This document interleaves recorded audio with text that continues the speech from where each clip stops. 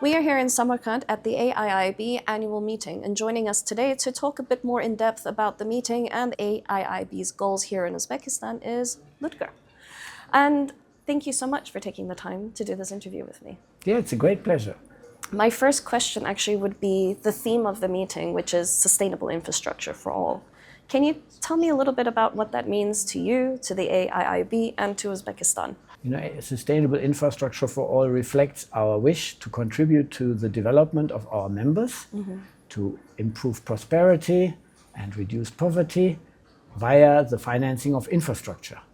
And the motto of this year, resilient infrastructure, that means that it should be sustainable, it should help the objectives of our members, and here especially in Uzbekistan. Can you touch a little bit on the projects that AIIB has here in Uzbekistan at the moment? Yeah, AIIB has a number of great projects amounting to a significant amount of money. Over 3 billion is our pipeline. And we have, for instance, just visited a project near Samarkand on solar, a big solar plant project by Masdar. And that is one of our focal areas, energy. Another focal area is water and transport. And all three of these are incredibly important for Uzbekistan, obviously. And I've noticed a lot of Uzbekistan's focus has been on energy projects, especially with the development banks here. As far as I have seen, a lot of the banks are collaborating on the same projects. Can you talk to me a bit about how AIIB is collaborating with other developmental banks on projects here in Uzbekistan?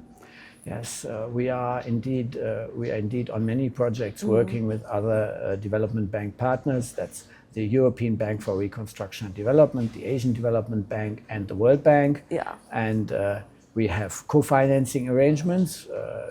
We are a young bank, so in most of these projects, it's our senior partners that have typically started the projects, and we have joined them. And over time, we hope that maybe it will also be sometimes the other way around. But yes, Uzbekistan is also a showcase of good collaboration amongst development banks. Do you see this as becoming more of the trend in the next few years, as these development banks or any multilateralism is the way forward for the world? The multilateral development banks is certainly one of the ways that multilateralism today really still works. And it works for the benefit of people and for the benefit of our climate. So yes, we hope that, with all the geopolitical turbulences we have, that multilateral development banks and the collaboration of the banks and the banks with our client countries like Uzbekistan and other Central Asian countries is the way forward to show we can still work together. With this shift worldwide on transition to digitalization of almost everything, how has AIIB kind of worked with this transition, and how do you see it panning out here in Uzbekistan? Digital transition, and we call it technology-enabled infrastructure, is indeed one of the pillars of our corporate strategy. So it's one of the ways in which we want to also distinguish ourselves as a 21st century development bank from our peers who are perhaps focused a bit more on the conventional classical development projects and development support. So one way this is working is that in our projects we have a strong digital component. Just to mention the solar energy project that we visited, we were there.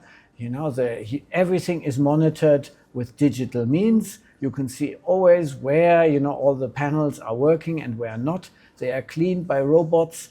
So this is one way we are actually in Uzbekistan supporting not just clean energy but also the digital transformation. But it's also true for our transport projects, where we often have a focus not just on transport, but on clean transport and on digitally enhanced transport. And in terms of clean transport, you can see here that in Uzbekistan, there's been a big increase in people buying EVs. And BYD has set up a factory not so far away from here. How do you see infrastructure playing a role in kind of encouraging the purchase of hybrid cars or EVs? Well, you need infrastructure in the first place, so roads, We have financed, I think, an important road project in Uzbekistan and several in the region. But then also, if you want to support electric vehicles, you need a strong supply of electric energy, you need a strong grid, you need storage. And this kind of strategy that Uzbekistan has, we are contributing to through the clean energy production, but also through investments in transmission. And in the future, as we have, a long-term relationship with Uzbekistan, hopefully also through other ways in this strategy. You just touched on the grid. Uzbekistan has a lot of projects with green energy or just building up the infrastructure around producing energy, but the grid itself is quite outdated. Does AIIB have any projects with helping that infrastructure? Now, on the precise details of our pipeline, I have to rake my brain now, and it would take too long for our interview. But I'm sure we are able and available to do that. I know it is on the radar of the government. And frankly, I'm also very impressed by the regional dimension of your energy network. I mean, we are also involved with energy, with this big energy project in Tajikistan, in Rogun, which will help stabilize the energy supply and provide additional clean energy in the region. So indeed, you mentioned it's a matter of grid, but it's also what is very impressive here is that there is a regional strategy here and regional collaboration. That's very true. The region itself is starting to become more cohesive, more integrated, and fingers crossed it will continue on this path. Absolutely. Now let's quickly take a look at the strategy for AIIB. Can you tell me a little bit about your strategy for the region and how your global strategy has perhaps changed in light of current shifts geopolitically and in general economically? Yeah, thank you.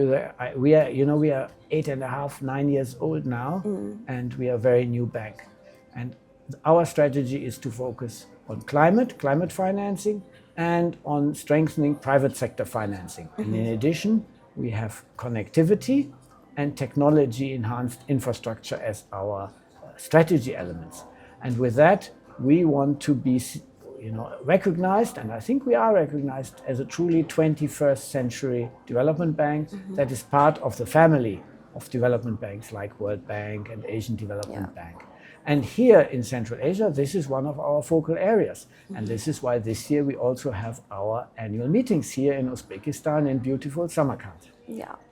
And I want to touch a little bit on how AIIB interacts with and engages with the private sector, because from what I understand, the private sector is as equally important as the government sector in terms of helping with economic development. True, definitely true. We are involved in direct project finance, like the Masdar solar energy project that I mentioned, but we are also involved in more indirect ways of financing and supporting the private sector, not only here, but also in all our members, through providing financing for banks that then on lend to their clients to finance infrastructure. We are finance funds that do infrastructure financing. We finance equity. We provide guarantees. We have a whole range of instruments that make it, in particular for the private sector, easier to invest in infrastructure. For this kind of engagement with the private sector, with other multilateral banks, with governments in the region, and just with all your projects worldwide, what are the biggest challenges and opportunities that you have faced? Now, the biggest challenge is to fulfill our mandate, that is financing infrastructure for tomorrow, for the prosperity and development of our members. But I think we have made good progress with that, and we are looking forward to expanding that business in the future as well. In terms of the challenges, the geopolitical environment is not easy, but I think the good thing is that the multilateral development finance world, all our members and the global community knows how important that is, so it has been largely protected and shielded from the turbulence that is around us. Thank you very much. Thank you.